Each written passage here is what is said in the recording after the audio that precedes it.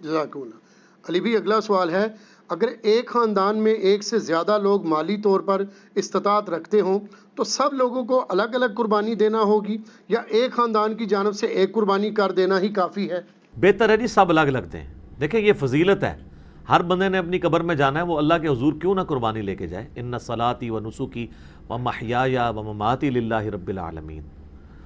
رہا شرعی مسئلہ تو یہ ہے کہ ایک خاندان کی طرف سے ایک قربانی کافی ہے۔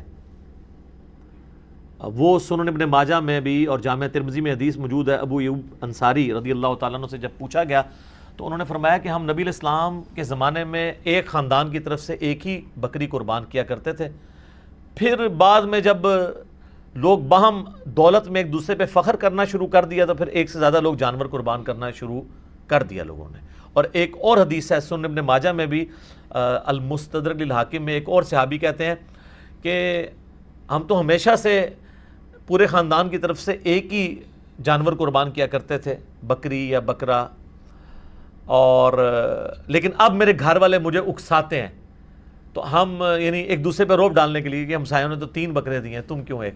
یہ صحابہ کے زمانے میں بھی ہے سر۔ یہ جو ہائری پیڑی ہے جو ہم کہتے ہیں نا، اس پیڑی نے تیار نہ کرتا، یہ وہ جو ایک خاندانی ٹسل ہے، یہ تو وہ صحابی کہتے ہیں اب مجبوراً ہمیں اپنے گھر والوں کے اکسانے کے الفاظ ہیں، اکسانے پہ ہم بھی 1-2 بکرے زیادہ کر دیتے ہیں، ورنہ شرعی مسئلہ یہی ہے کہ ایک خاندان کی طرف سے ایک قربانی۔ یہ خاندان سے مراد ایک چولہا ہے، ایک چولہا اس اعتبار سے کہ میاں بیوی بچے۔ اب آپ کو گھر ایسا لے آئیں کہ جہاں پہ 5 فیملیز رہ رہی ہیں اور چولہا ایک ہو تو وہ آپ کہیں گے ایک قربانی نہیں، وہ 5 خاندان ہے۔ چولہا عموماً بولا جاتا ہے اس اعتبار سے کہ ایک کوئی مرد ہے، اس کی بیوی اس کے ساتھ ہے، اس نے ماں باپ بھی اپنے ساتھ رکھے ہوئے ہیں، ایک ہی چولہے سے کھا رہے ہیں، تو وہ اس اعتبار سے ایک خاندان ہے۔ تو لیکن اگر 5 خاندان ایک جگہ پہ رہ رہے ہیں اور وہ دیگ پکاتے ہیں اور وہ کہیں چولہا ہمارا ایک ہے، تو دیگ پک رہی ہے تو سر ایک گائے بھی لے سکتے ہیں، وہ 5 مل کے 5 حصے اس میں رکھ لیں۔ 5 تو خیر کم سے کم ہے، زیادہ سے زیادہ 7 ہے۔ اچھا یہ بھی بعض لوگوں میں مشہور ہے کہ جی 7 ضروری پورے کر رہے ہیں، نہیں، 7 زیادہ سے زیادہ، ایک بندہ بھی ایک گائے دے سکتا ہے، 2 بندے بھی مل کے ایک گائے دے سکتے ہیں، بکرا نہیں 2 بندے مل کے دے سکتے گائے۔ تو اگر 5 گھر میں خاندان ہے، ویسے خرچے ان کے علیحدہ علیحدہ ہیں، صرف ایک چولہا اکٹھا ہونے سے یہ نہیں ہوگا کہ ایک خاندان بنے گا۔ اب یہ تو نہیں ہے کہ بھی ایک بھائی کی سالی کی شادی آئی ہے تو دوسرا بھائی اس کے بچوں کو وہ بوٹ لے کے دے رہا ہے اور 7 جوڑا لے کے دے رہا ہے، وہ اپنے باقی خرچے بھی تو کر رہے ہیں نا۔ تو اس اعتبار سے اگر میاں بیوی بچے یہ ایک خاندان ہے، ٹھیک ہے، چاہے وہ 5 بھائی اکٹھے رہ رہے ہیں، چولہا اکٹھا جل رہا ہے، پھر بھی وہ 5 خاندان تصور ہوں گے، ہر ایک خاندان کو اپنی قربانی الگ سے دینی چاہیے اور اس سنت کے اوپر عمل کرنا چاہیے۔ ایک خاندان کی طرف سے ایک قربانی کر لینا کافی ہے، ٹھیک ہے۔ علی بھی اگلا سوال ہے، اگر کوئی شخص آلریڈی مقروض ہے تو کیا وہ قربانی دینے کے لیے قرضہ اٹھا سکتا ہے یا قربانی نہ دے؟ قربانی کیوں نہ دے جی، کروڑ پتی لوگ بھی مقروض ہیں، یہ بڑے بڑے فیکٹریوں کے مالکوں سے آپ پوچھیں، انہوں نے کروڑوں میں قرضے اٹھائے ہوئے ہیں، وہ ایکویٹی تو ان کی 40% ہے، 60% تو ڈیٹ انہوں نے بینکوں سے اٹھایا ہوا ہے، وہ تو سب سے پہلے تو ان کی قربانی ساقط ہو جائے گی، جو امریکن بیل چپ فٹ شدہ جو ہے منگوا کے یہاں پہ قربان کر رہے ہیں، اگر آپ ان کو دیکھیں مقروض وہ بھی ہیں۔ یہ قرضہ جو ہے یہ عارضی قرضہ ہے، یہ اس قرضے کو وہ قرضہ نہیں کہا جاتا کہ جس کی بنیاد پہ قرضہ یہ ہے کہ ایک بندہ قرضے کے تلے اس طرح دب گیا کہ اس کی 2 وقت کی روٹی محال ہو گئی ہے اور وہ روکی سکی کھا کے گزارا کر رہا ہے، اس کو مقروض کہا جاتا ہے۔ کروڑ پتی لوگوں کو مقروض نہیں کہا جاتا۔ وہ تمہارے پرائم منسٹر صاحب بھی کہتے ہیں اتنی تنخواہ لے کے بھی کہ میرا مشکل سے چولہا جلتا ہے، تو قربانی تو پرائم منسٹر میں بھی کوئی نہیں بن رہی ہوگی۔ اس طریقے سے اگر دیکھا جائے بڑے بڑے فیکٹری آنرز جو ہیں تو وہ اس طرح نہیں ہے، قرضہ اٹھا کے آپ کریں۔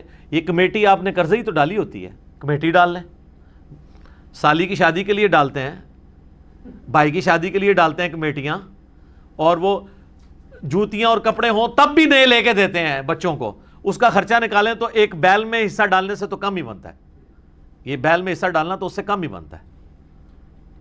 آج کل ایک ایوریج شادی کے اوپر 15-20 ہزار روپے لگ جاتا ہے، تو سر 12-13 ہزار روپے کا آپ بیل میں حصہ نہیں ڈال سکتے، ضروری ہے کہ آپ نے بکرا ہی لینا ہے، بیل میں حصہ ڈال لیں۔ تو یہ جو آپ نے کمیٹی بھی ڈالی ہوتی ہے، اگر ایک سپوز ₹1,00,000 کی آپ کی کمیٹی نکلی ہے، تیسری یا چوتھی، اور 10,000 روپیہ مہینہ ہے، تو چوتھی آپ نے کمیٹی جب لے لی ہے تو آپ نے ابھی تک تو 40,000 اس کو جمع کروائے ہیں نا کمیٹی والے کو, 60,000 تو آپ نے بعد میں کرانے ہیں, لیکن لاکھ روپے آپ نے پہلے ہی اٹھا لیا ہے, تو 60,000 کے تو آپ بھی مقروض ہیں. تو پھر تو دنیا میں کوئی بندہ ہی نہیں بچے گا. لوگ اتنے بولے بن کے نہ وہ کہتے ہیں, کئی لوگ پوچھ رہے تھے جی قرضہ بھی ہے, زکوٰۃ بھی دینی ہے, قرضہ بھی جو مائنس کریں گے, اور مائنس بھی کتنے الٹے طریقے سے کرتے ہیں, اس طریقے سے تو الٹا اس کو زکوٰۃ دینی پڑ جائے گی. وہ پتہ کس طرح کر رہے ہوتے ہیں, مثلا ایک بندے کا کاروبار ہے 1 کروڑ روپے کا, 40 لاکھ روپیہ اس کا اپنا تھا سرمایہ, 60 لاکھ اس نے بینک سے اٹھایا قرضہ, کتنا ہو گیا 1 کروڑ. اب وہ جب حساب کرنے لگتا ہے نا سال بعد, وہ کہتا ہے جی میں نے 1 کروڑ روپیہ کاروبار میں لگایا ہوا ہے, تو 1 کروڑ کی زکوٰۃ جو ہے وہ کیسے نکالی. وہ پھر کہتا ہے کہ دیکھیں جی میرا تو اپنا تھا 40, 60 میں نے بینک سے اٹھایا, تو 60 میں سے 40 نکل گئے, تو 20 لاکھ کا تو میں ابھی بھی مقروض ہوں, تو میں تو مقروض ہوں, میں کیوں زکوٰۃ دوں گا.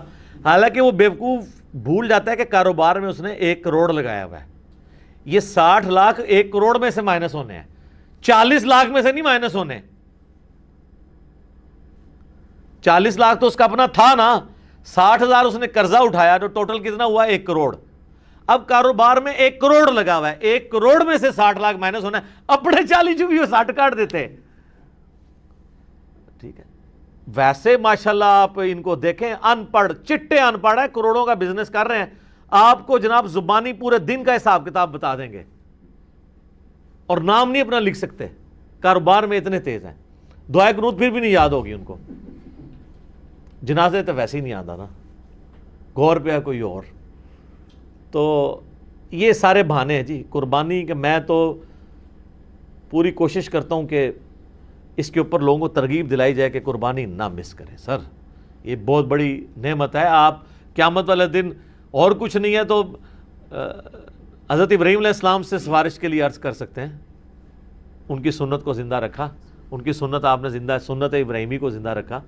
کوئی ایک نیکی اپنے ساتھ رکھیں اور اچھی چیز قربان کریں, ریاکاری کے لیے نہیں. جس طرح وہ یہ بھی دیکھیں آپ, یہ ٹی وی چینلز پہ شروع ہو جائے گا, وہ کراچی میں ایک بندہ ہے, وہ جناب بچپن میں ایک بیل اوپر 30 منزل پہ 4تھی منزل پہ چڑھا لیتا ہے, پھر وہ کرین آتی ہے اس کو اتارنے کے لیے. اس طریقے سے ایک بندہ ہے وہ جناب امریکن بیل منگواتا ہے, اس میں چپیں فٹ ہوئی ہوتی ہیں. تو اگر یہ وہ اللہ کے لیے اچھا جانور دینا بہت اچھی بات ہے, لیکن اس کی نمائش نہیں ہونی چاہیے. ریاکاری ہوئی تو اعمال برباد ہونے کا خدشہ ہے. مسند احمد میں حدیث ہے, جس نے دکھلاوے کے لیے نماز پڑھی اس نے شرک کیا, حالانکہ پڑھی نماز ہے. دکھلاوے کے لیے روزہ رکھا اس نے شرک کیا, اور دکھلاوے کے لیے اللہ کی راہ میں صدقہ کیا, یہ صدقہ ہی ہے نا اللہ کی راہ میں قربانی کرنا, تو اس نے شرک کیا. اور جو مسلم شریف میں حدیث ہے کہ قیامت والے دن ایک سخی کو, ایک شہید کو, ایک قاری کو بلایا جائے گا, اللہ تعالیٰ تینوں کو اپنی نعمتیں گنوائے گا, تو پوچھے گا تو نے میرے لیے کیا کیا. شہید کہے گا یا اللہ جان دے دی, اور کیا کرتا, اس سے بڑی کیا بات تھی. اللہ کہے گا اس لیے دی کہ لوگ تجھے بہادر کہیں, لہٰذا دنیا میں تیری بڑی تعریف ہوئی ہے, اوندھا منہ کر کے دوزخ میں. سخی کو اللہ تعالیٰ پوچھے گا, کہے گا یا اللہ میں نے تو اتنا کچھ خیرات کیا, میں تو مسجد کی ٹوٹیوں کے اوپر نیم پلیٹ بھی لگوائی کہ فلاں سیٹ صاحب نے یہ وضو خانہ اور ٹائلٹ بنوایا ہے, اور بھی تو یقین نہیں آتا بریکٹائچ. تو اللہ تعالیٰ بھائے گا یہ تو اس لیے کہا کہ لوگ اس تیری تعریف کریں, کر لی گئی, جا دوزخ میں, تم میرے پاس کوئی اجر نہیں. اور اس طریقے سے قرآن کے قاری کو کہا جائے گا تو نے اس لیے کیا کہ لوگ تیری تعریف کریں, تو بہت بڑا لامہ ہے. تو تجھے دنیا میں لوگوں نے ماشاءاللہ اتنی مدہ ذلہ دامت برکاتم عالیہ اور حافظہ اللہ, آیت اللہ, یادگار اسلاف. یادگار اسلاف نہ لکھا کرو, مطلب پتا کیا ہے کہ جڈا وڈا فراڈیا ہے نا, یہ اسلاف بھی ایڈے وڈے فراڈیے سن, یہ انہوں دی یاد ہی تازہ کر رہے ہیں نا. یہ تو اتنا خطرناک جملہ ہے نا, لکھا کرو. میرا دماغ ہوئے پاسے ٹوٹ جاتا ہے کہ یار یہ یادگار اسلاف اگر یہ ہے تو یہ مطلب ہے جو میں سوچتا ہوں کہ پچھلے بھی یہی کچھ کرتے رہے ہیں اور یہ انہی کی یاد تازہ کر رہا ہے, تو یہ مطلب یہ انہی کی جائز روحانی اولاد ہے. یادگار اسلاف نہ لکھا کرو, ٹھیک ہے, اگر اسلاف کو آپ نے بچانا ہے تو. اور یہ باتیں کرنا صرف آسان ہے, دین کے اوپر چلنا بڑا مشکل کام ہے. تو جناب قرضہ اٹھانا پڑتا ہے تو کوئی مسئلہ نہیں, قرضہ کیا آپ کو سب مر چلیں, قرضہ اٹھا, کمیٹی ڈال لیں, پلان کریں قربانی کے لیے. اگر آپ نے ہر مہینے میں بھی 1000 روپے علیحدہ کیا ہو نا, سال بعد 12,000 روپے بن جاتا ہے, آپ ایک حصہ ڈال ہی سکتے ہیں. تو اس کو جس طرح باقی خرچے رکھے ہوئے ہیں نا, بچوں کی فیس, بچوں کی فیسیں آج کل 2,000 سے تو سٹارٹ ہو رہی ہیں ایک عام نارمل سکول کے اندر, تو 24,000 روپے تو آپ بچوں کی فیس بھی سال کی دے رہے ہیں. ٹھیک ہے, کرونا کی وجہ سے پھر بھی حیا نہیں آئی ہے اسکول والوں کو کہ پیسے ہی کچھ کم کر دیں, فیسیں آپ سے پوری لے رہے ہیں, تو سال میں 1000 روپے علیحدہ کر کے آپ اللہ کی راہ میں قربانی نہیں کر سکتے. کرنی چاہیے. ایون قرضہ بھی اٹھانا پڑتا ہے, ضرور اٹھائیں, کریں, کیونکہ یہ قرضہ ایسا نہیں ہے کہ جو آپ کی گردن کو دبوچ لے گا, آپ آسانی سے اتار لیں گے. 12-13 ہزار روپیہ کیا چیز ہے. اب اس چکر میں نہ پڑ جائے کہ میں نے جا کے 50,000 روپے دی کوئی بیتل بکری جا کے لینی ہے, تو وہ تو ظاہر ہے اتنا بڑا ہاتھ بھی نہ ڈالیں آپ. ٹھیک ہے, نارمل قربانی کر لیں جو آپ گھر میں. اچھا, بعض لوگ ہیں گھر میں موٹا گوشت کھانے کو عیب اور گالی سمجھتے ہیں, اور جب قربانی کا موقع آتا ہے تو وہ بڑے گوشت میں حصہ ڈال دیتے ہیں پیسے بچانے کے لیے.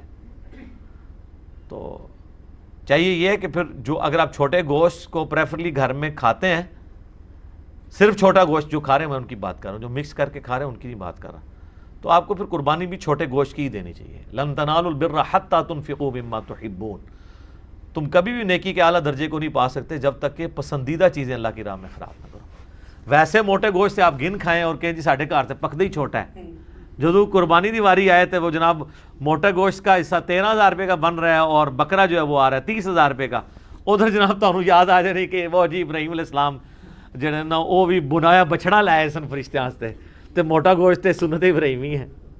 ٹھیک ہے سر, بڑا گوشت سنت ابراہیمی ہے اور چھوٹا گوشت سنت محمدیہ ہے صلی اللہ علیہ وآلہ وسلم. بخاری مسلم میں حدیث شفاعت جو ہے وہ سٹارٹ ہی اس سے ہوتی ہے کہ نبی علیہ السلام کے سامنے دستی کا بکری کا گوشت رکھا تھا, آپ وہ ساتھ ساتھ کھا رہے تھے اور آپ نے شفاعت والی حدیث بیان کی کہ قیامت والے دن سب کے سب لوگ پہلے حضرت آدم کے پاس جائیں گے. وہ حدیث کا آغاز ہی بخاری مسلم کا اس سے ہوتا ہے, اور اس سے یہ بھی ثابت ہوا کہ کھانا کھاتے ہوئے گفتگو کرنا سنت ہے.